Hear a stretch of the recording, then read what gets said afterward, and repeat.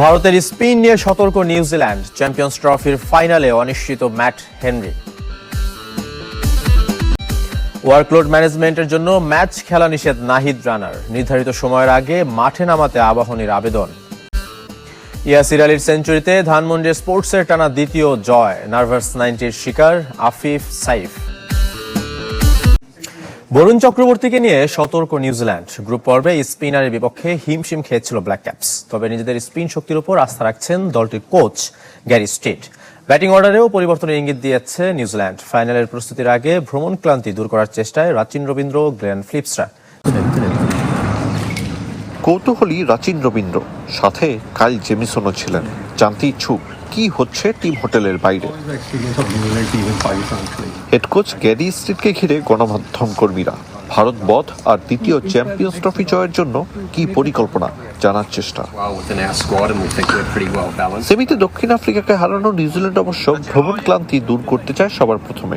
লাহোর থেকে দুবাই পৌঁছে অনুশীলনের ধকল নেয়নি পাক ভারত। বৈরিতায় বাকি দলগুলোর মতোই নিরুপায় কিউই। গ্রুপ পর্বে ভারতের কাছে হারের তিক্ততা মনে রেখেছে নিউজিল্যান্ড, বিশেষ করে 5 উইকেট নেয়া বরুণ চক্রবর্তীর কথা। বরুণ দুর্দান্ত বোলার, আমাদের ইতিবাচক থাকতে হবে। উইকেটের আচরণ বুঝে শট খেলার সিদ্ধান্ত নিতে হবে, প্রতিপক্ষকে চাপ প্রয়োগের সুযোগ দেওয়া যাবে না।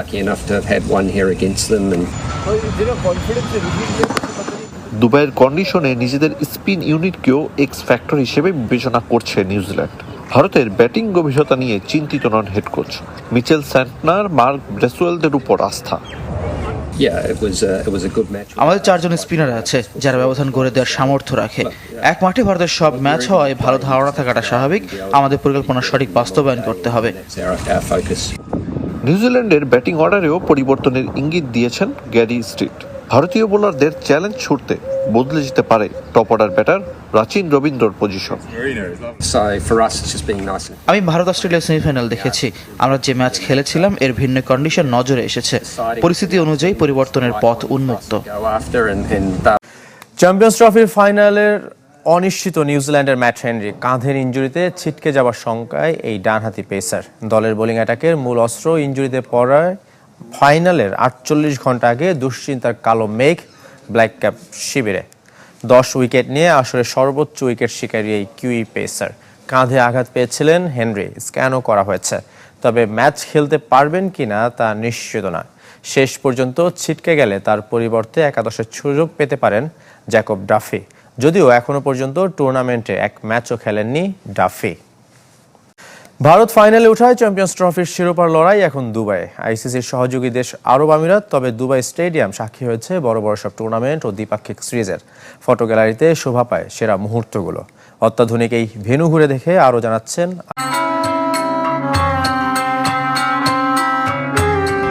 মাত্র 2 বছর 5 মাস এর মাঝে মরুর বুকে অত্যাধুনিক ভেন্যু। দুবাই স্টেডিয়াম মনে রেখেছে সেসব গল্পগুলো, সঙ্গে ক্রিকেটের ইতিহাস। বিস্তীর্ণ মরুভূমিতে যেভাবে নির্মাণ হয়েছে দুবাই স্টেডিয়াম, 2006 থেকে নয়, ফ্রেমবন্দি দিনগুলো। আইসিসির পূর্ণ সদস্যপদ নেই আমিরাত ক্রিকেট বোর্ডের। টেস্ট খেলার মর্যাদা তো দূরের কথা, ওদের ক্রিকেটে দেখা যায় মাঝে সাঝে। অথচ সহযোগী দেশ হয়েও কি দারুণ নির্মাণ। এই স্টেডিয়ামকে কেন্দ্র করে পুরো অঞ্চলের বদলে যাওয়ার ধারাবাহিকতা চলমান। ক্রিকেট বিশ্বের অন্যতম আধুনিক ভেন্যু দুবাই স্টেডিয়াম। ফ্লাডলাইটের বিকল্প হিসেবে রিং অফ ফায়ার নামক বিশেষ আলোর ব্যবস্থা, উন্নত ড্রেসিং রুম, কর্পোরেট স্যুট ও ভিআইপি বক্স। কি নেই এখানে? এশিয়া কাপ, আইপিএল, দ্বিপাক্ষিক সিরিজ, এমনকি টি-20 বিশ্বকাপের সাক্ষী দুবাই স্টেডিয়াম। তবে এর ফটো গ্যালারিতে ওয়ানডে বিশ্বকাপের সেরা মুহূর্তগুলো। 92 চ্যাম্পিয়ন পাকিস্তান, 99 বিশ্বকাপে মাইটি অস্ট্রেলিয়ার অর্জন দেয়ালে দেয়ালে। Don Bradman, Dennis Lillee, Wasim Akram, Javed মিয়াঁদাদকে নিয়ে সাজানো আলাদা গ্যালারি। এক পাশে ইমরান খান, অন্য পাশে সুনীল গাভাস্কার, সচিন টেন্ডুলকার। কিংবদন্তিরা যে যখন এসেছেন নিজেদের ফ্রেমে ইচ্ছে হলেই দিয়েছেন অটোগ্রাফ। দুবাই স্টেডিয়ামের ভেতরে ছোট্ট পরিসরে করা এই ফটো গ্যালারি। তবে এসব ফ্রেমের বিশালতা ক্রিকেট প্রেমীদের কাছে অনেক। নজর কেড়ে নেয় চ্যাম্পিয়ন্স ট্রফির ভেন্যু। মিরপুরে অনুশীলন করেছেন নাহিদ রানা। আবাহনীর হয়ে এখনো মাঠে নামেননি এই পেসার। ওয়ার্কলোড ম্যানেজমেন্টের অংশ হিসেবে 12 মার্চের আগে তার ডিপিএল খেলার অনুমতি নেই। তবে রোববার তার আগের ম্যাচেই রানাকে খেলাতে চায় আবাহনী। আবেদনও করেছে বোর্ডের কাছে। গতির ঝড় তুলে অল্প সময়ে লাইমলাইটে নাহিদ রানা। দেশের হয়ে এখন পর্যন্ত 6 টেস্ট আর 4 ওয়ানডে খেলেছেন। এর মধ্যেই 2 ফরম্যাটে অনেকটা অটোমেটিক চয়েস। টি-20তেও দেখা যেতে পারে ভবিষ্যতে। এরকম একজন গুরুত্বপূর্ণ বোলারের পরিচর্যার ব্যাপারে তাই সতর্ক ক্রিকেট বোর্ড। রানার ওয়ার্কলোড ম্যানেজমেন্ট ও ফিটনেস ইস্যু দেখভাল করছে মেডিকেল বিভাগ। চ্যাম্পিয়ন্স ট্রফিতে একমাত্র ম্যাচ খেলেছেন নিউজিল্যান্ডের বিপক্ষে।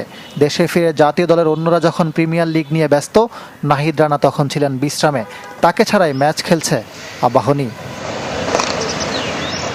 এদিন একাডেমি মাঠে নাহিদকে দেখা গেছে বল হাতে। ফিজিও মোজাদ্দেদ আল ফেসানি ছিলেন তার সঙ্গে। অল্প সময় হাত ঘুরিয়েছেন। এই সময় লাইন লেন্থ ঠিক রাখতে চেষ্টা করছিলেন নাহিদ রানা। জানা গেছে বোর্ডের নির্দেশনা মেনে 12 মার্চ প্রিমিয়ার লিগের 4র্থ রাউন্ড থেকে খেলতে বাধা নেই। কিন্তু রূপগঞ্জ টাইগার্সের বিপক্ষে রোববার আগের ম্যাচেই তাকে খেলাতে চায় আবাহনী। এজন্য বোর্ডের কাছে আবেদনও করেছে আকাশী নীলরা। ইনজুরিতে দলটির পেসার রিপন মণ্ডল। বিপিএল থেকে নাহিদ রানার ওয়ার্কলোড নিয়ে আলোচনা হচ্ছিল। রংপুরের হয়ে শুরুতে ভালো করলেও শেষে গিয়ে খেই হারিয়ে ফেলেন। ভবিষ্যতের কথা চিন্তা করেই তাকে নিয়ে ভাবছে ক্রিকেট বোর্ড। ঢাকা প্রিমিয়ার লিগের আরো খবর। বিকেএসপিতে শাহিন পুকুরকে 7 উইকেটে ব্রাদার্স আর ইয়াসির আলী রাব্বির সেঞ্চুরিতে লেজেন্ডস অব রূপগঞ্জকে 24 রানে হারিয়েছে ধানমন্ডি স্পোর্টস ক্লাব। মিরপুরে অগ্রণী ব্যাংকের বিপক্ষে 4 উইকেটের জয় গাজী গ্রুপ ক্রিকেটার্সের। বিকেএসপির 3 নম্বর মাঠে টস হেরে ব্যাট করতে নামে ধানমন্ডি ক্লাব। 57 রানের মধ্যে আশিকুর রহমান, হাবিবুর রহমান ও ফজলে মাহমুদের উইকেট হারায় দলটি। এরপর লড়াই শুরু করে ইয়াসির আলী।